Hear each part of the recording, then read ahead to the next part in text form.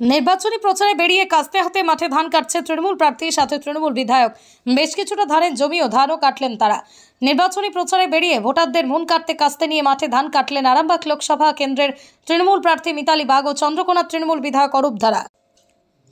কৃষকদের সাথে ধান কাটায় হাত লাগান তৃণমূল প্রার্থী মিতালি বাগ। ভোটের মরশুমে প্রার্থীদের প্রচারে বরাবরই অভিনবত্ব দেখা যায়।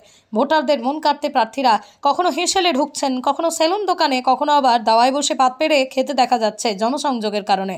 আবার চাষের মরশুমের সাথে যদি নির্বাচন পড়ে যায়, এ সময় প্রার্থীদের কৃষকদের মন কাটতে মাঠে নেমে চাষের কাজে হাত লাগাতে দেখা যায়। সোমবার চন্দ্রকোনার চাঁদুর গ্রামে ভোট প্রচারে গিয়ে মাঠে নেমে কাস্তে হাতে ধান কাটার মাধ্যমে কৃষকদের মন জয়ের চেষ্টা করলেন আরামবাগ লোকসভা কেন্দ্রের তৃণমূল প্রার্থী মিতালি বাগ। তৃণমূল প্রার্থী মিতালি বাগের কিন্তু মনোহরপুরে প্রচার এসেছেন, সেখানে ধান কাটতে লক্ষ্য করা গেল।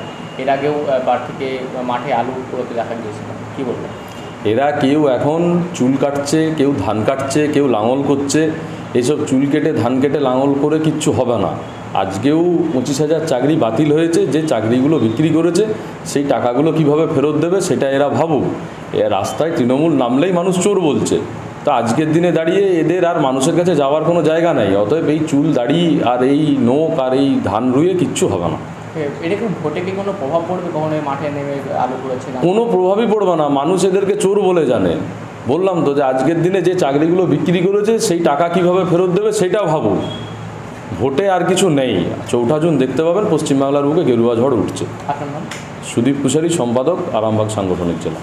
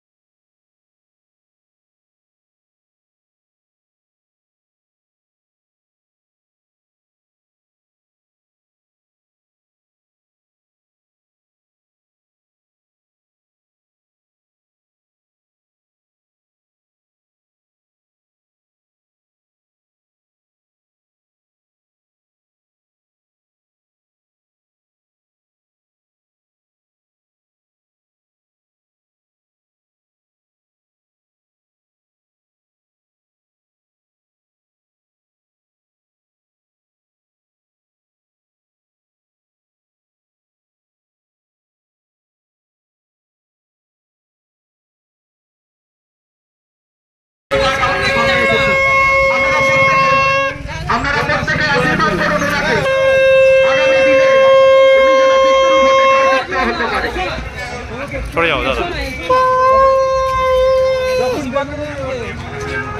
দিদি লক্ষ্মী ভান্ডার জোড়া ফুল।